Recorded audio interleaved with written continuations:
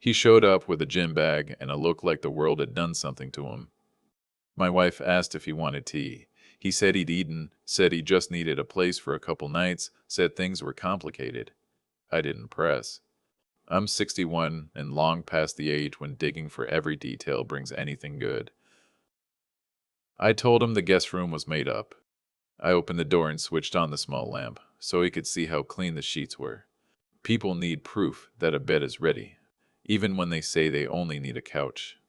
Our daughter-in-law was 8 months along with our first grandchild, placenta previa, bedrest. The kind of pregnancy where the doctor writes rules and the rules aren't polite requests. She had moved into her mother's place to be closer to the hospital. We had been bringing casseroles and fixing loose cabinet doors and waving through a window. The house felt suspended, like a hand held out over water. We were counting weeks the way people count change for a bus. He called her that first night from our kitchen and came back with a story he wanted us to repeat. He said she was having crazy pregnancy hormones. He said he had been sleeping on the sofa for weeks and couldn't do anything right. He said they had fought after he tried to be close, and she had overreacted. He used words that round off sharp edges and make a person sound like a bystander to his own life. I let them roll past. He went to bed early. My wife looked at me over the rim of her mug. She didn't say what she was thinking because she knows I hate supposing. We both know the difference between a rough patch and a shape we've seen before. I slept badly. I kept seeing our daughter-in-law's hands on the couch pillow the last time she came by. She always smoothed the corner seam flat before she stood. When you love someone, you learn the small moves that say, "I'm managing." At 4, I got up, walked the hall, and stood by the guest room door with my hand not quite touching the wood. I went back to bed and counted backwards from 100. Numbers aren't magic, but they give you something to carry. In the morning, my wife called our daughter-in-law to check on the blood pressure cuff and the bed tray. She kept her tone normal. They talked about oatmeal and the show with the bakers. Then my wife asked how she was sleeping. There was a pause, and then the truth came clean. She had kicked him out because he cheated. She had found messages. She had been on bed rest, and he had taken himself elsewhere. There was a sentence in the middle where she apologized for telling us, as if we had bought a story with a return policy. My wife thanked her for saying it straight. She set the phone down like it might slide off the table. By the time he came back from a shower and a walk, the house had shifted a degree. You can feel it when knowledge changes the humidity in a room. He picked up his mug and said he might drive over later to check in. My wife told him not to. She did not raise her voice. She said his mother-in-law had it covered and that he needed to give her space. He looked at me like I might translate. I didn't pee. I went to work in my small office above the pharmacy. I keep 3 clients because I like columns to add up. The stairs creak, and the pharmacist downstairs plays a radio low enough to feel steady. I drink coffee I don't even like and thought about lines. When his car broke down at 21, I called the garage and paid the bill. When he lost a job at 25, he slept on our sofa for 2 weeks while he looked for the next thing, and I sat at the table and helped him make a list. When he decided to marry at 28, I took him to lunch and told him marriage is not a ride you fall into and hope the belt holds. You drive. We talked about bills and calendars and kindness. I did not think to say anything about self-control when your wife is on bed rest. I thought some things were covered by the word man. That laugh sat in my chest like a cold coin. He came home that evening with takeout boxes. He set one in front of my wife like a peace offering, and said we should give her a chance to calm down. It was the 3rd time in 2 days he had moved the subject to a reaction instead of his action. I asked him where he had been 3 nights earlier. No lecture in the question, just air. He stared at the table and said a name I didn't recognize. He said he had met her at the gym. He said it just happened. That phrase is an insult to physics. I told him to get out of my house. He stood up fast and said I was overreacting. He said I was making a hard situation harder. He said he had nowhere to go. I said there were hotels. He said he didn't have cash. I took out my wallet and put 2 20s on the table and told him to take them and leave anyway. My wife watched both of us like she was trying not to cry. I am not a man who raises his voice. I am a man who understands that a door has a purpose. I walked him to it and opened it and waited. He grabbed his bag and stared at the threshold like he could scare it into being a wall. I kept the door open. He went out without looking back. I shut the door and put my hand on the wood because doors are old things and you can feel their use in them. My wife went to the sink and turned on the water. She kept it running too long. We didn't talk for a while. Later, in bed, she said she wished we had made it clearer when he was young, that sorry and effort are not the same. I said maybe we had said that, and maybe he had not heard it. She said hearing is not the same as taking it in. We lay there with the light off and the ceiling fan clicking a tired rhythm. He texted through the night. Lines like, she'll forgive me, and you're choosing her over your own son, and it's complicated. I didn't answer. Complicated is a tool people use when they want everyone else to carry their luggage. My wife wrote one sentence back to him at dawn because she is kinder on the first pass than I am. She told him to focus on doing what her doctor asked. He didn't reply. The next day, we packed a box with groceries and drove them to our daughter-in-law's mother's house. The porch had a slow swing that made a sound you only hear on old streets. We stood in the doorway and spoke in plain words about what we knew and what we didn't need to know. Our daughter-in-law looked exhausted in a way sleep can't fix. She thanked us for coming. She said she had an appointment later that week and asked if we could drive her because her mother needed to stay back for a repairman. We said yes before she finished the sentence. On the way to the appointment, she mentioned that he had been repeating crazy hormones to anyone who would listen. She said it like she was embarrassed for him. In the waiting room, the nurse gave her the bedrest sheet again and circled the line that prohibits intercourse, not as a scold, as a reminder. I asked the nurse to write the date at the bottom and add the word ongoing next to the signature. She did without fuss. You don't know when you will need the sentence that stops a lie from walking around in the open. Back in the car, our daughter-in-law held the paper like a tired student holds homework. I told her we had it covered now. She said thank you in a small voice that made my wife look out the window so she wouldn't cry. A small part of me wanted to march into his workplace with the paper and ask him if he understood that words have edges. I didn't pie. Went home and put the sheet in a folder. I wrote the date on the tab. I labeled the folder with my grandson's due date because that was the center of the room now. My sister called to say he was staying at a friend's place and making the circuit softening the story, blaming bedrest, insisting it was a mistake. She said he had stopped by her house and left with a blanket from her sofa and some food from her fridge. She wanted to know if we were sure about our line. We were C. She said she would not open her guest room either. She said she loved him, but she loved the baby more already, and that loving the vulnerable first is not cruelty. I said that was the sentence. She said she would write it down. He tried to come by the house that weekend when I was in the yard changing a bulb over the back door. He walked up the path with his hands out. He started a sentence about compassion. I told him he could talk to me by phone but not here. He said I had never kicked him out of anything in his life. I said I had never had a reason. He looked at the bulb like it had answers. He said he would fix the porch light next time. I said there wouldn't be a next time for a while.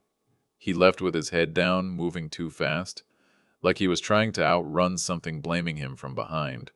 That night I asked my wife if we had done the right thing. She said she had stood at our daughter-in-law's sink earlier and washed the big bowl without being asked, because that is what help looks like when someone is tired. She said she knew the doctor's name now, and the nurses and the front desk clerk who always tucks a candy under the appointment card. She said the right thing was simple, and simple wasn't the same as easy. The baby shower was moved to the church hall so she could lie down if she needed to. My wife went early to set up. I went at the hour with a folding chair under my arm. The room smelled like coffee and cake. People smiled in a careful way. My daughter-in-law's mother hugged me and said my wife had been a blessing. I said we didn't deserve the word. We were just doing our part. He came in late with a bouquet bought quick from the grocery case, stems wet and long. He set it on the gift table and stood near the back. He has always been handsome, and handsomeness can keep a man from hearing himself. He looked smaller than he had a month ago. He looked like someone trying to find a part to play. I had prepared one page because I distrust speeches and trust paper. After the cake, I asked for a minute. Not a big scene, just a sentence with witnesses.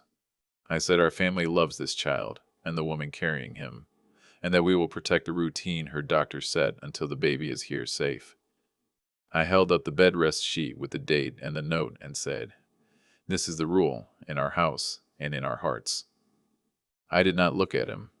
I looked at her, and she looked at me, and that was enough. People nodded. You can feel a nod when it runs through a crowd. In the hallway, he said I had humiliated him. I said I had named the rule. He asked what happened to family standing by family. I said we were standing by the woman doing the hard thing. He said I was throwing him away over one mistake. I said mistakes don't have repeated messages and hotel receipts. He went quiet. He asked if he could come home now. I said not yet. He said he had nowhere time.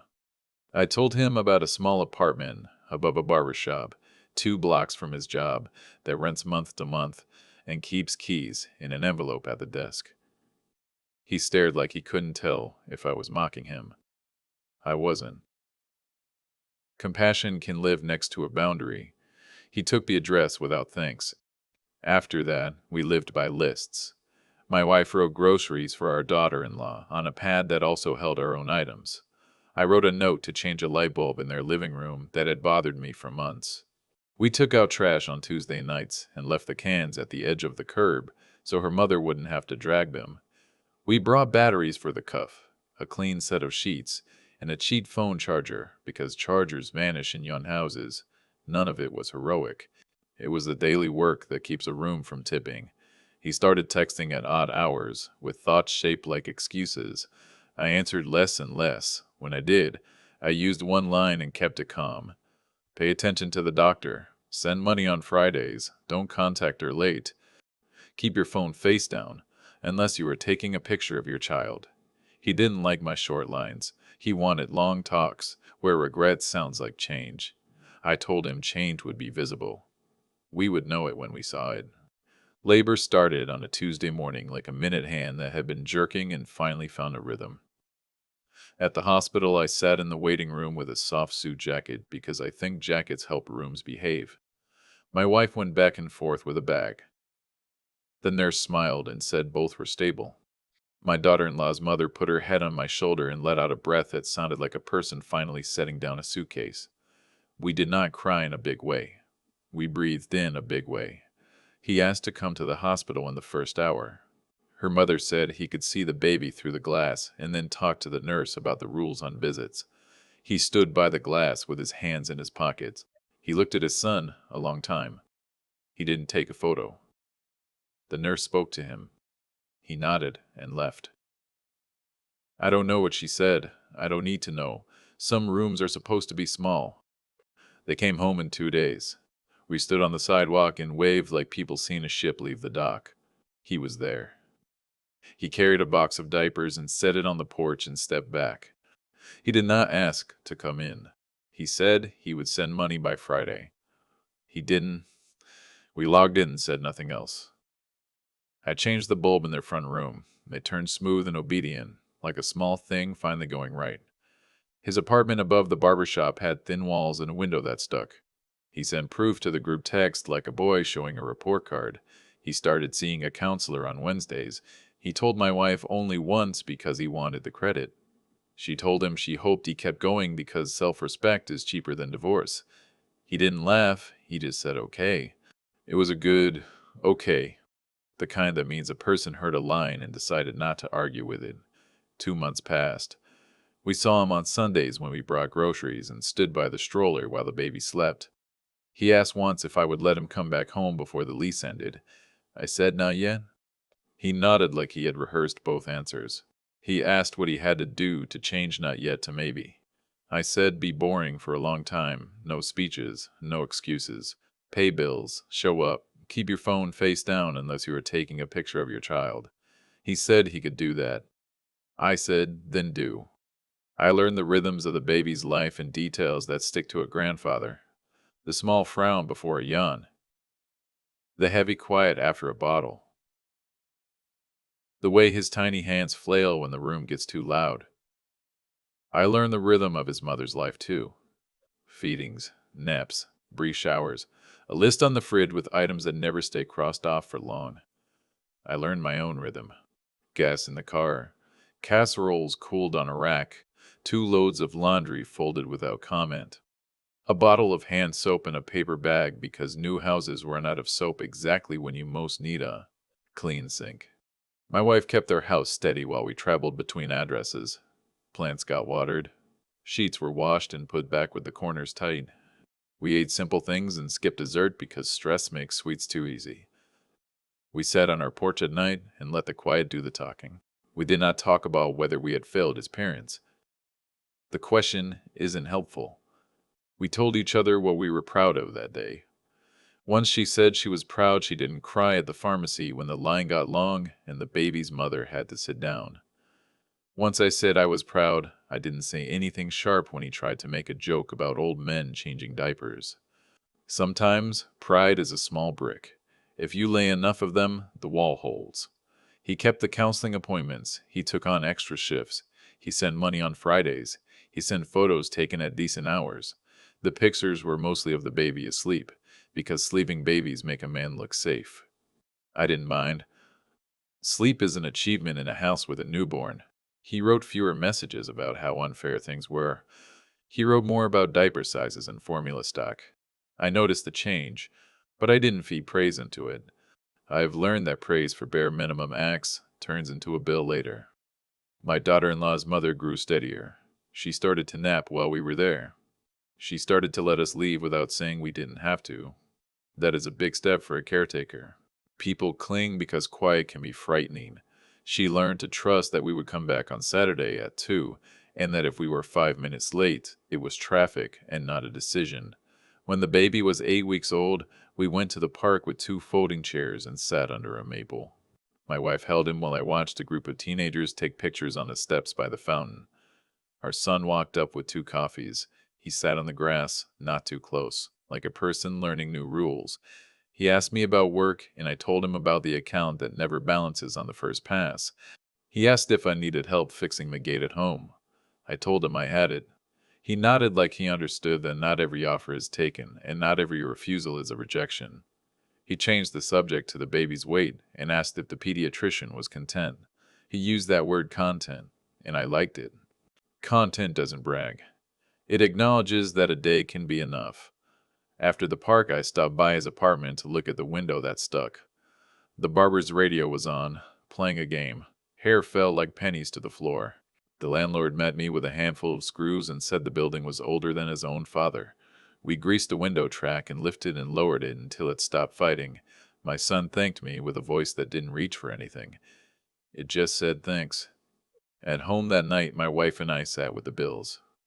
We looked at how much we had spent on gas and groceries, and how much we would spend after the holidays. We are not poor, but money is a set of shoes that fit better when you pay attention. We decided to keep giving the quiet help we could afford, and not the kind that would make us resent each other. Resentment is expensive. We set a number for the month and wrote it on an index card with the date so we wouldn't move the goalposts because a story got sad. When the baby was 3 months old, our son asked if he could come by the house to fix the porch light, like he'd said he would. I said yes, on Saturday, with me home. He came with a small toolbox and stood on the step like a contractor who didn't expect coffee. He replaced the bulb and tightened the screws and tested the switch 3 times. It worked. He stood there with the small satisfaction you see on faces when a simple thing finally answers, and then he said he was going to leave. He did not ask to stay for dinner. I watched him walk to his car and put the toolbox on the seat beside him like a kid buckling a friend. He asked again about coming home. I said not yet. He said maybe after the new year. I said maybe if the line keeps holding. He asked what the line was. I said bills paid, no drama. Gentle voice, the mother and child never guessing which man walks through the door. He wrote that down on his phone, and for once I didn't resent the device. If a screen can hold something until a person's head can, I'll take it. Christmas came in colder than I remember from the year before. We put up a small tree and hung the good ornaments high, where the cat couldn't bat them. We saw the baby in a little red hat and tried not to talk about how he looked like my father in the mouth. We ate dinner in different houses and traded leftovers. My son gave us a framed photo of the baby's hand holding his finger. The picture made him look like a guardian, even if that hadn't always been true. I chose to put it on the shelf and let the image do its quiet work.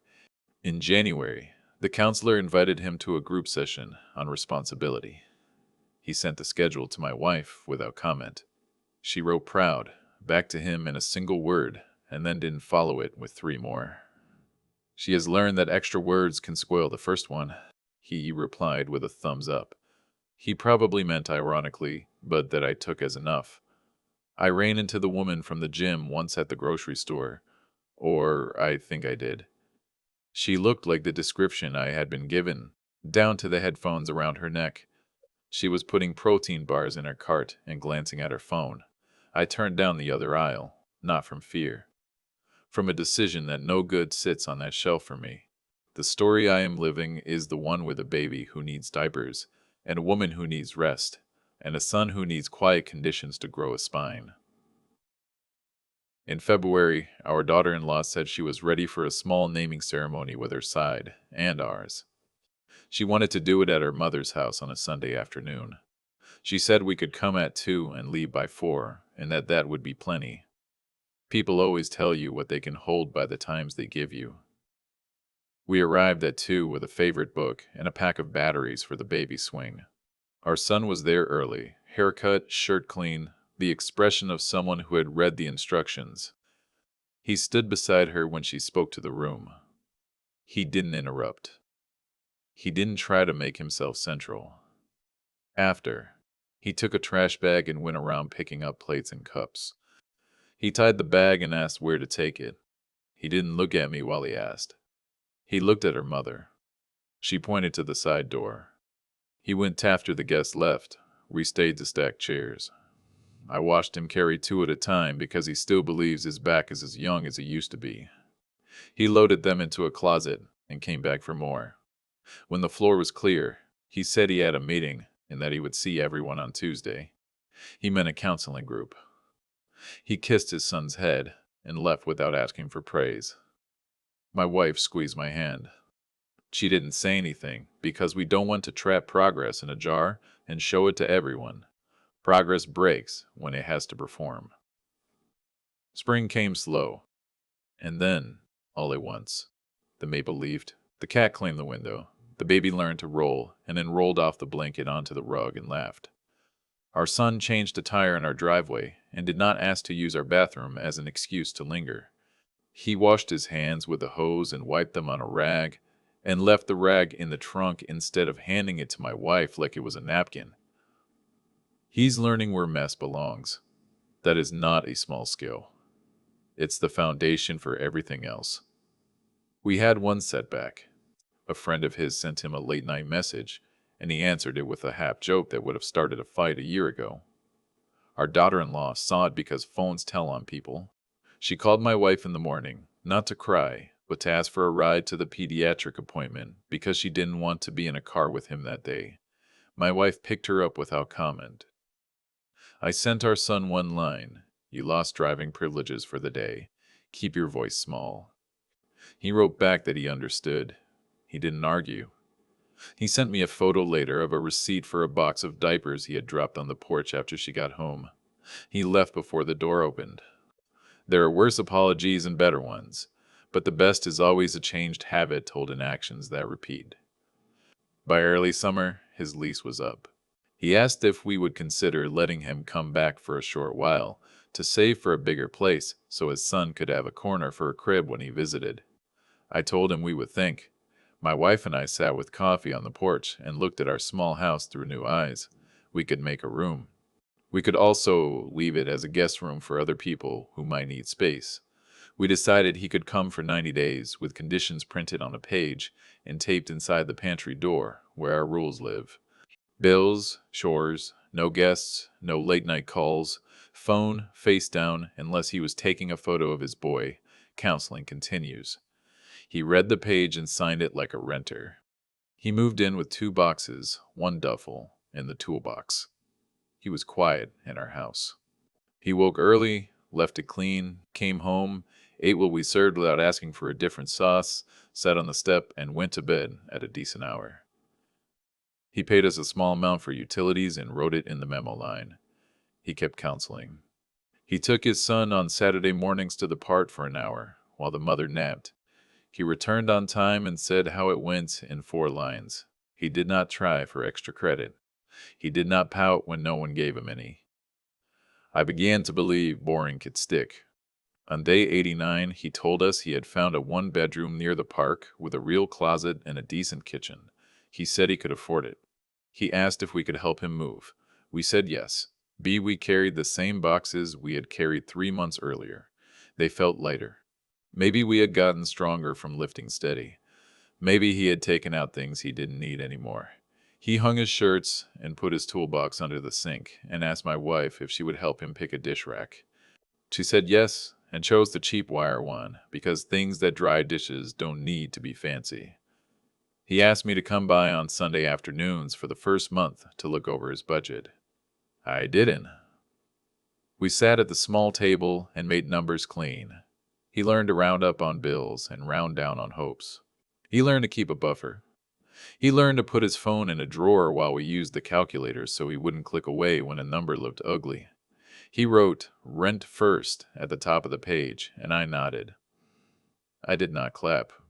Money is quiet when it goes right. He invited his son over for 2 hours when the mother felt ready. He set up a cheap playmat and wiped every surface like a nurse. He sent us a photo of the baby looking at a plastic spoon like it held secrets. He returned him on time with a small report: bottle finished, diaper changed, 1 laugh, 1 cry, 2 new sounds. He had noticed. That is the only praise I gave myself that day. I raised a man who can learn. When the baby turned 1, we gathered in the same church hall where we had stood with the bedrest sheet months before. The tables had different tablecloths, but the room was the same. My daughter-in-law cut the cake and put a tiny piece on a tiny plate. The baby smashed it and looked horrified and then delighted. People laughed in that good way that doesn't use anyone. Our son carried trash bags again and did the dishes in the kitchen sink. At the end, when the floor was mopped and the chairs stacked, he asked if he could say a sentence. He said he loved his son and thanked the people who protected the routine that first year. He said he had not made that year easy. He said he was working on years that would be. He did not ask for anything. He put the microphone down and helped fold the table. It was the best speech I never asked for. After the party, I drove home with my wife, and we sat in the car for a minute longer than needed. The house lights were off, and the neighborhood was quiet. She said we had built something that didn't look like pride. I said we had built something that looked like respect. She said that was harder. I said it was worth it. I have a folder on a shelf labeled with the baby's due date. Inside is the bedrest sheet with ongoing in the nurse's hand. There are a few notes from that first season. There aren't many pages. I didn't want to keep a museum of failures. I wanted enough paper to stop a lie from walking around. I wanted a reminder that boundaries are not revenge. They are frames. If you are a parent my age and you are holding a phone with messages from a son who wants you to carry his consequences, here's what I can tell you without drama. Make a bed when you can, but not for a habit. Put food in a bag and drop it on a porch. Drive a woman to her appointment. Hold a baby with clean hands. Keep a short line ready that says what the rule is. Tape it inside your pantry door. Teach a man to be boring and steady and honest. If he's ready, he will learn.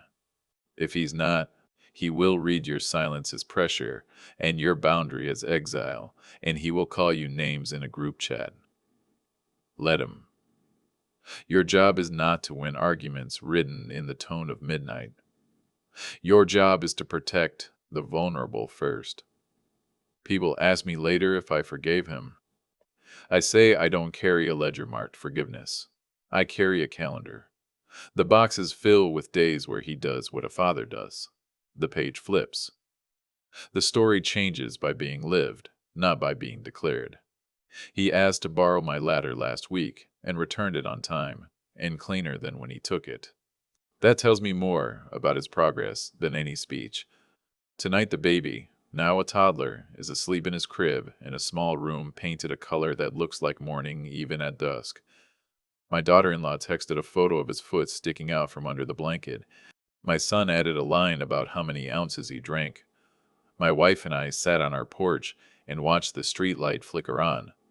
Somewhere beneath us, the door that once closed hard is still the same door, only now it opens at the right times. If he grows into the kind of father who can be trusted with keys, he will have them. If he stumbles, the rules do not change. People do. I'm not a man who wanted a fight with his own son. I am a man who wants his house to be a safe place for a woman and a child who didn't ask for any of this. If my son keeps doing the small work, the door will stay open a little longer each season.